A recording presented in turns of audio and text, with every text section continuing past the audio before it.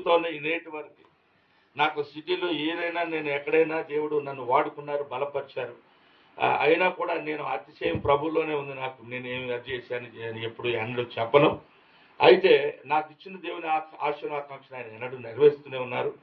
కనుక మీ అందరితో కలిసి నేను కూడా ఒక సహోదరుడిగా, సేవకుడిగా నేను ఉండటానికి ఇష్టపడుతూ, మరి ఆయన ఏం చెప్తున్నారంటే, మనందరికి కూడా ఆత్మ సంబంధమైన లోతైన అనుభవంలోకి మనం సాగిపోతూ ప్రేమపూర్వకంగా ప్రజలను సేవ చేస్తూ, ఒక కాపరి, ఇందాక మనం 29వ అధ్యాయంలో చదువుతున్నాం ఇర్మియాలో, దేవుడు అనుగ్రహించిన కాపర్ల యొక్క వంటి కాపర్లుగా మనము ఉన్నట్లయితే మనం అప్పుడు వివేకముతో వివేచనతో ఆయన వెంబడిస్తూ, మందను ప్రేమిస్తూ, పై విచారణ చేస్తూ వారిని ఆత్మీయంగా స్థిరపరుస్తూ ఉంటాం.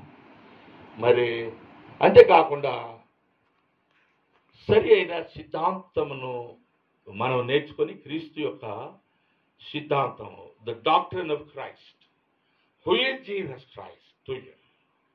యేసు ప్రభువాన్ని కేవలం నువ్వు కోరిన వరములు ఇచ్చేవాడేనా, లేకపోతే నిన్ను నన్ను మార్చివేయుటకు నీలో నాలో తన పరిశుద్ధాత్మ ద్వారా చైతన్యమును దినదినము మన నూతన పరుస్తూ ఆత్మ సంబంధమైన మార్గములలో, దేవుని ఆమోదం పొందిన అత్యంత పరిశుద్ధమైన మార్గములలో మన నడిపించుండగా ఆయనకు లోబడే వారమేనా అని మనం పరిశీలించుకుంటూ, ఆత్మ సంబంధమైన ఈ జీవితంలో పోరాటంలో మనం ముందుకు వెళ్ళడానికి అది దేవుని చిత్తంగా ఉంటూ ఉన్నది.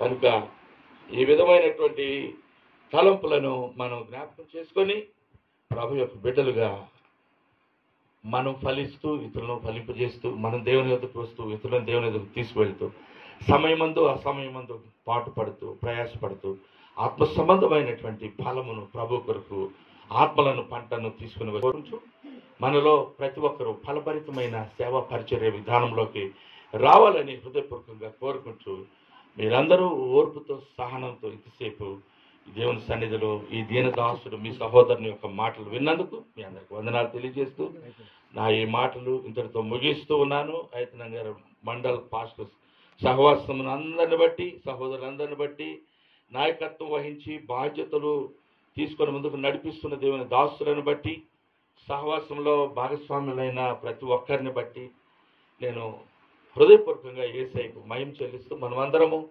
మొట్టమొదటిగా దేవుని దాసులము, దేవుని ప్రతినిధులము, ఈ లోకంలో ప్రభు రాకడ కొరకు అనేకులను సిద్ధపరిచే వారంగాను మనం కూడా సిద్ధపడే వారంగాను ఉండటానికి దేవుడు ఈ విధమైనటువంటి పిలుపులో మనం స్థిరపరిచి బలపరచునుగాక.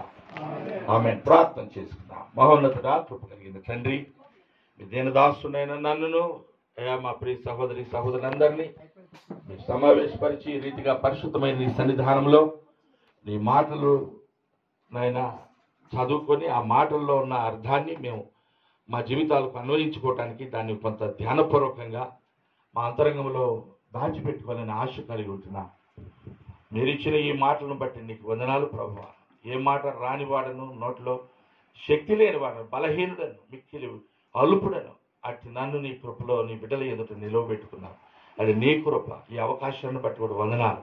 మా ప్రియులందరినీ మిక్కుటంగా ప్రేమిస్తున్నాను. ఇది యథార్థమని మీకు తెలుసు ప్రభువా. మరి అట్టి ప్రేమ అందరిలో మేమందరం కలిగి ఒకరి ఏళ్ళ ఒకరు గౌరవభావంతో, ప్రేమతో, పరస్పర నైనా ప్రోత్సాహంతో ఈ భూమి మీద నీ రాకడ పర్యంతం నమ్మకంగా జీవించి నీ ధ్వజమును పైకెత్తి యేసే ప్రభు అని ఆయన ద్వారా తప్ప ఎవడును తండ్రి వద్దకు చేరలేడనే విషయాన్ని నాయన నిస్సంకోచంగా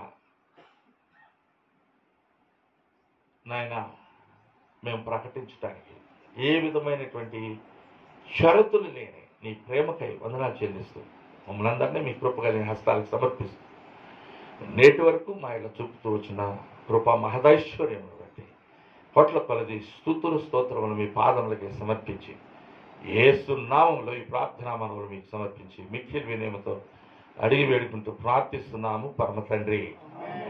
ఆమేన్. హల్లెలూయా. అందరికీ వందనాలండి. దేవుని స్తోత్రం. గట్టిగా చెప్పలు కొడదాం. దేవునికి మహిమ కలుగునుగాక.